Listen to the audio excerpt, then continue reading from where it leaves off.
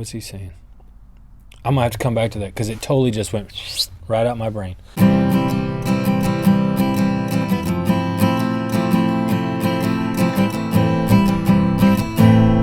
Hey, welcome back to the podcast, ladies and gentlemen. So glad you're here. I hope you're having a fan-freaking-tastic day, and I hope that you enjoyed the Thanksgiving holiday, that you got some quality time with your family, that you had those hard conversations we talked about, and that you didn't get punched in the face during Black Friday.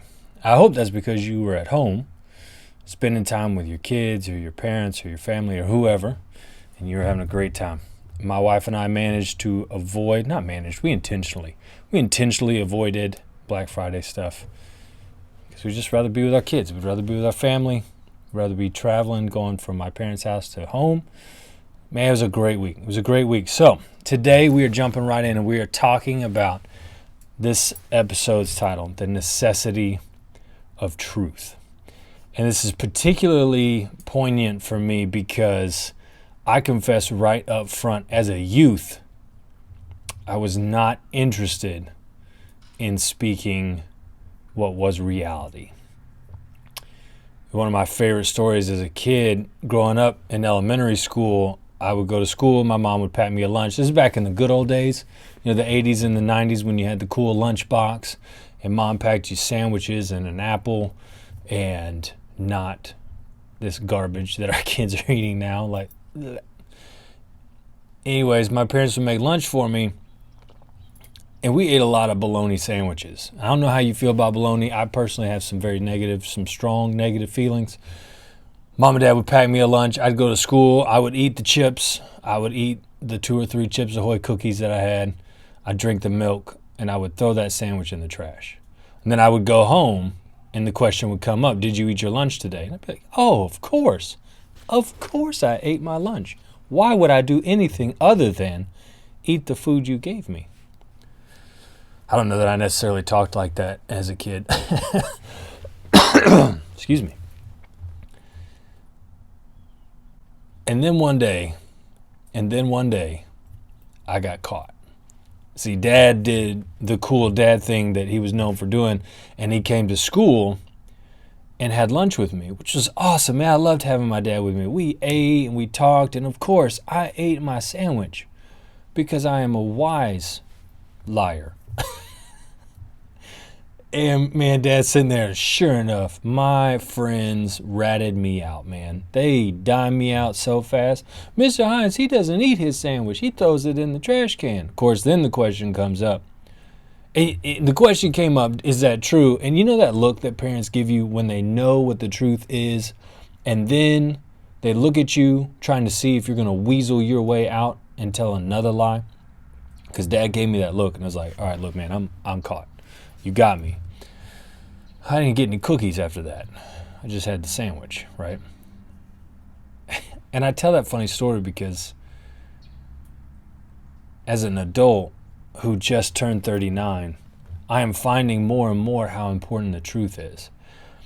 And I want to talk about the necessity of truth because we're in a season and we're in a time where truth is really at stake.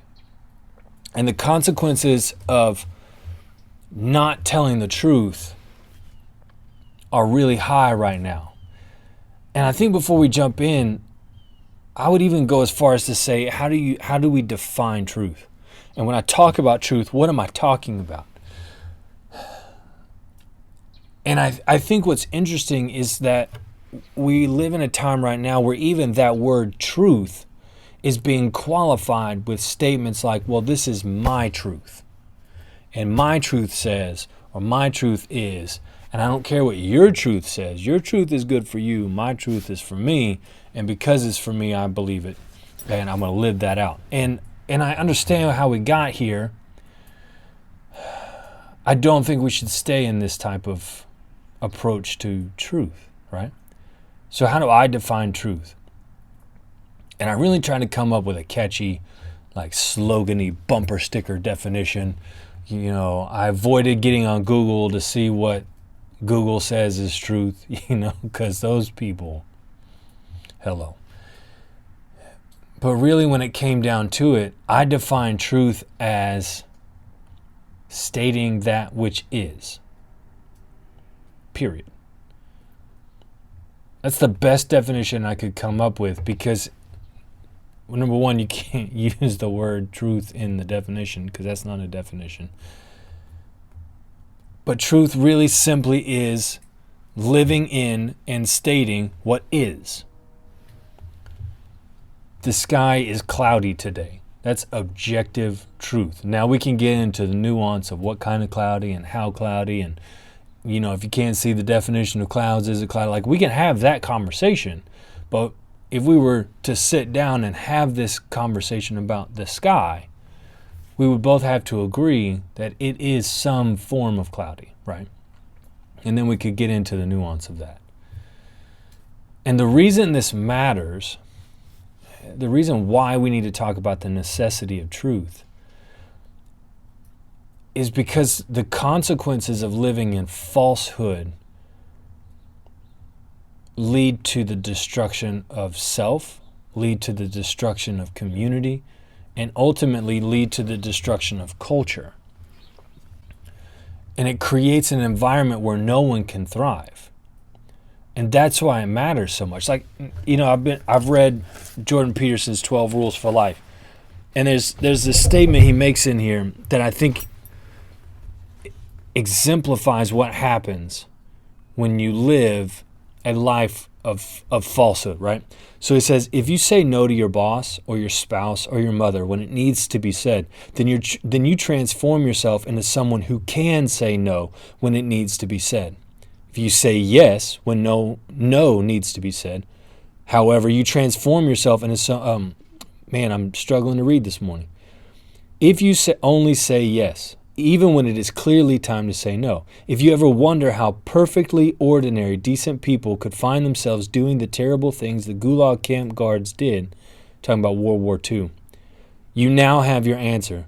By the time no seriously is needed, there was no one left capable of saying it. If you betray yourself, you say untrue things. If you act out a lie, you weaken your character. If you have a weak character, then adversity will mow you down when it appears, as it will inevitably. You will hide, but there will be no place left to hide. And then you will find yourself doing terrible things. A lack of truth leads to a lack of character. And people who don't have a high moral character ultimately degrade the society around them after they've degraded themselves. So then what does it mean to live in truth? What does it mean to live truthfully? And what are the circles by which that, or the ripples that radiates outwardly, right? To use the Mask of Zorro training as an example, the innermost circle is yourself. And I think if we were going to camp out on the necessity of truth and talk about the one most important place where truth is necessary, it is in that innermost circle of the self. Because first of all, you have to be honest with who you are. You have to be honest with yourself. If you can't live in truth with who you are, then it only gets worse from there. It gets easier and easier to tell a lie once you've already started lying to yourself. And that's the hardest place to start working out your life living in truth, not your truth. I think it's an odd statement. We see this more and more in our culture. You look at radical politicians. Again, at this point in the podcast, when I talk about radical politicians, I'm talking about both sides. I think the progressive left happens to be louder right now, so they get more attention. But people on the radical right have the same problems, just for different motivations. And so you see this, right? You see this in politics and culture. Once we've started lying, we have to buy the lie. The Rittenhouse case with Kyle Rittenhouse and his exoneration, being found not guilty, being found having done what he did in self-defense. is a perfect example because, see, the mainstream media came straight out with no facts, and they wove a narrative which I absolutely believe they knew was not true. But because it fit the way in which they were attempting to get more views, attempting to get more viewers, attempting to spin their leftist narrative, they sold a lie. Kyle Rittenhouse is a white supremacist. Kyle Rittenhouse is a racist. Kyle Rittenhouse is a vigilante. And they sold the lie. And then when the truth came out, when what was made clear, you have no choice but to keep selling the lie. Because once you've been caught, you either double down on the lie and you continue to live in falsehood, or you deal with the consequences of your false statements, your false way of being. And that was the problem for the left. Like, they just keep perpetuating the lie, because if you admit you lied, you have to deal with the consequences of that, because there are consequences. Like Jordan Peterson said in that passage, once you start saying yes to things you know you ought to say no to, it just gets harder. And I remember that even in high school, I was prolific at lying. I could do it without thought. I could sell the lie because it was just easier. And in that same chapter, Jordan Peterson talks about how once you start down the path of doing what's easy, lying becomes second nature. It becomes a much simpler, easier way of being, because ultimately what you're doing is living for the false self, and you're living for the ego only, right? And I think when we talk about the self, again, it's important to remember, I'm not talking about the false persona we put out into the world. That's the first lie. And when we talk about the self, we're talking about that innermost part of you that is the ultimate good you were created to bring into the world. But you have to get past the lies of the ego. And it's so important, because what our culture and our country and our world needs right now are more people who are willing to do the work to get past their own blindness, which is created by false living, and get into the trueness of who they are. And that starts with being honest with yourself. It's that innermost circle that we were talking about earlier. You have to be honest with yourself. You know, I found in my own transformational journey, right, this idea of going from the false self to what I hope is my truest, best version of myself, I had to get very honest about the ways in which I was doing things, the ways in which I was operating in the world. There was a tool I used called the Enneagram, and I want to do a lot with the Enneagram on this podcast, because I found it to be the most helpful tool when it comes to self-awareness, self-development, finding truth within who you are versus the lie that you've been living. The Enneagram was profoundly impactful for me because, one, it felt like somebody had read my journals and knew all of the deep, dark secrets that I was keeping. And at first, it was really easy to be like, no, that's not me. Like, I remember the first time I interacted with the Enneagram, I took this test online. I took a test online about, which personality are you? And I think what happens when we take, this is why I don't advocate for online tests, quizzes, personality stuff. I don't advocate for that, because I think ultimately as human beings, we show up to a test like this or to a quiz, and we have a preconceived idea of what is right. And so we answer those questions based on what we think is the quote unquote right answer. And so then, even then, we have a hard time being honest with ourselves about what is the right quote unquote answer. But most of the time, those quote unquote right answers are based on our ego and not on our truest self, right? So I took this online test and I answered it. And it gave me back my results that I was an Enneagram 7. And I was super excited about it because it fit the narrative that I had for myself in my ego. Fun-loving, party guy, adventurous, go for it, and all of these ways of living. And I really wanted that to be true for me. I wanted that to be the truest self that I was operating from. And then I had a friend of mine give me a book for the Enneagrams, Ian Cron's The Road Back to You with Suzanne Stabile. And I read that book and I read the chapter on the Enneagram 4. And I shouted several expletives because this guy and this lady who wrote this book had been reading my journals, and they put all my deep, dark secrets in this book. And I remember reading it thinking, I don't want that to be true about me. Because for so long I'd been trying all these different personas to try and figure out what is the real me. And I didn't want to accept that these things based on the Enneagram were true for myself. You see, like in high school, everything about me was about presenting a false self to the world. Because ultimately what I was trying to avoid was pain and suffering. Because I was a nerdy kid. I think I've talked about this on the show before, but I was a nerdy kid, kind of scrawny. Like I played football. I graduated high school 132 pounds. They had me playing running back. I got destroyed. But I was a goofy kid, and I had high ideals, and I didn't sleep around, and I didn't drink and do drugs, and these things made me a quote-unquote outcast.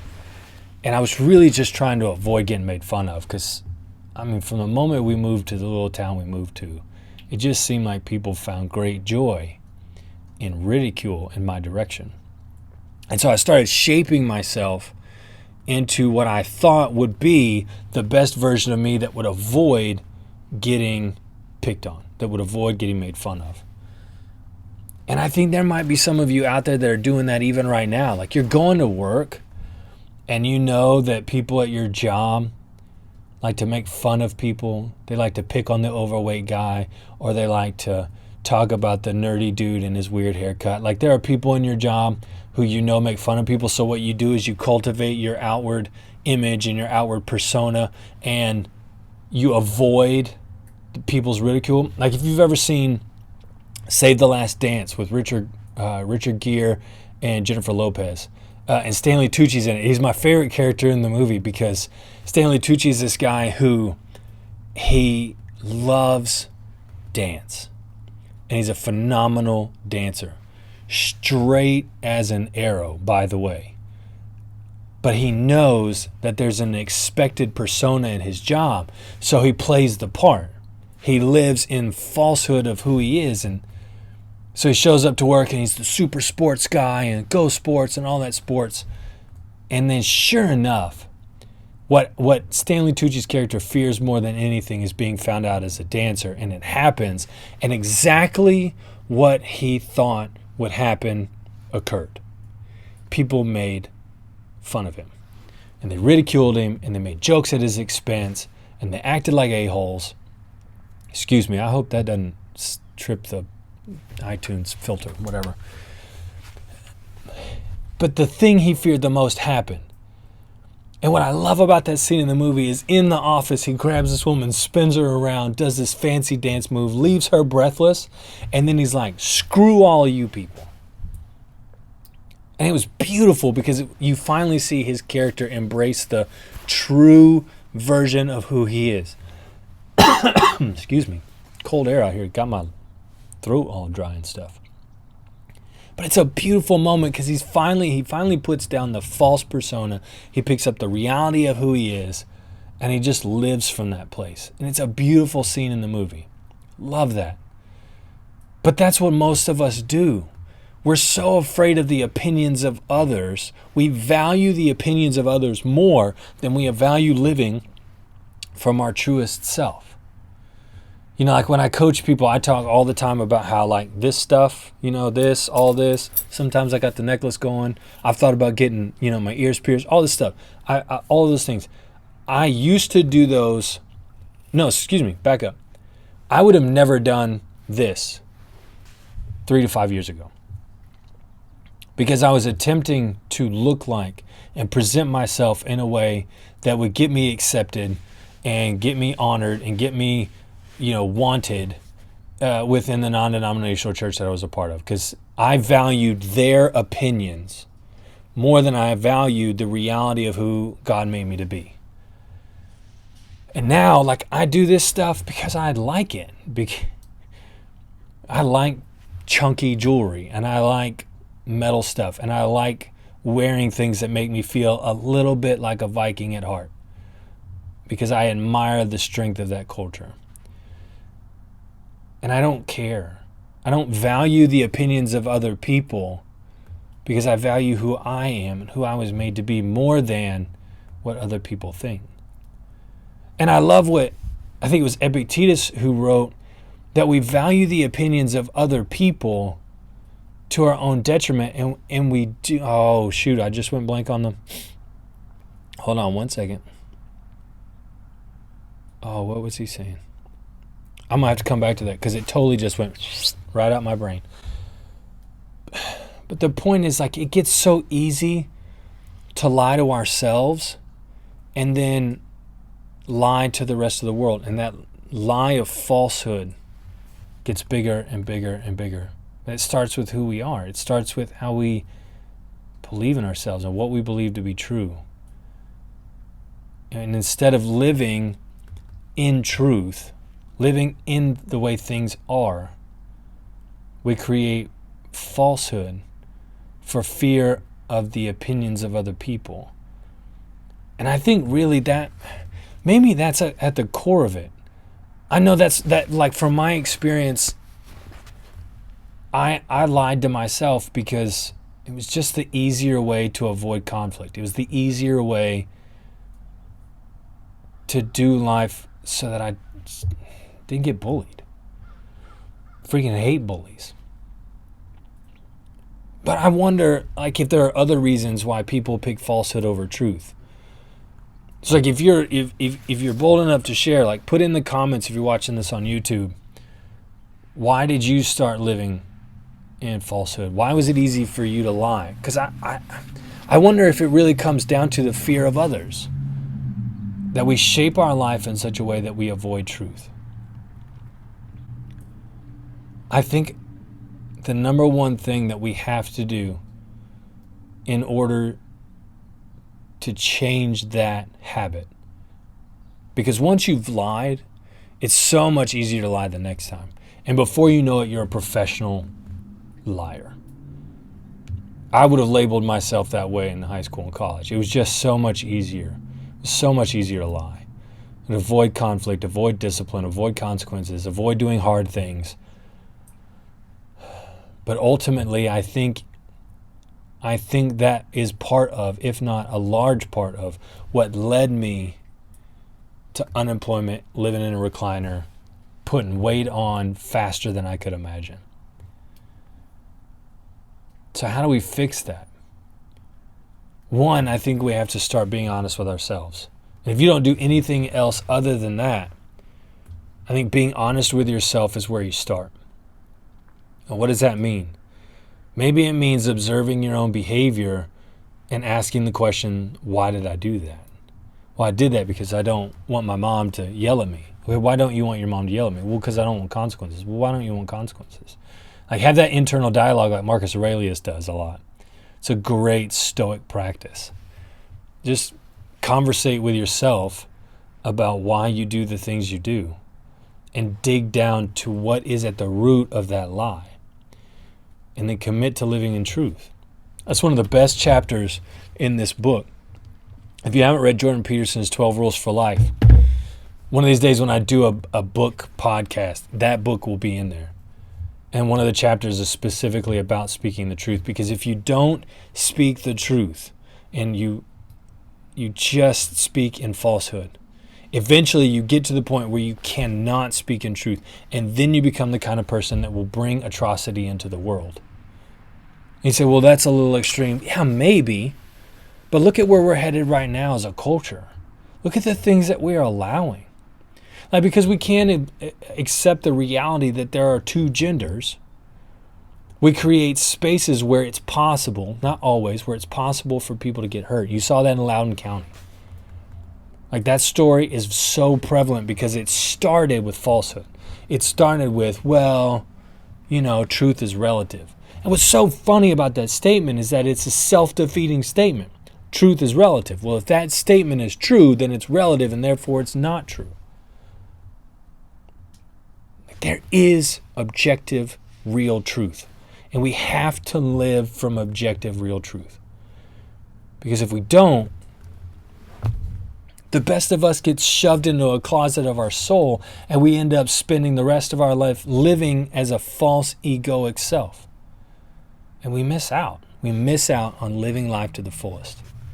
I absolutely fundamentally believe that you cannot live life to the fullest without truth. Without saying these things are true, and I will speak the truth whenever I have to. And I'm working on that. This isn't I'm a professional truth teller. No, there are moments where I would rather just withdraw, not say anything that's true because I'm too tired for the argument. I'm too tired for and it's going back to that doing what's easy. I'd rather do what's easy than do what's right. And that's what we need. We need people who are willing to do what's right, even though it might cost you something. Because speaking the truth will always be the right thing to do. Always. Always, always. Truth is a necessity to living life well. I hope that was helpful. Hope that was valuable. I love this necessity series because I think we're talking about things that need to be talked about for living life to the fullest. So with that said, have a great rest of your day. Have an awesome week. I look forward to next week's episode. Please make sure that you're subscribed. You hit the notification bell. Leave some comments. Let's get conversations started that's beneficial to those around us. And then make sure to leave a rating and review on iTunes or Spotify. Let's get this thing to grow. I want this to be a community of people living life to the fullest and helping each other do the same. And until next time, get out there and live life to the fullest. Cheers.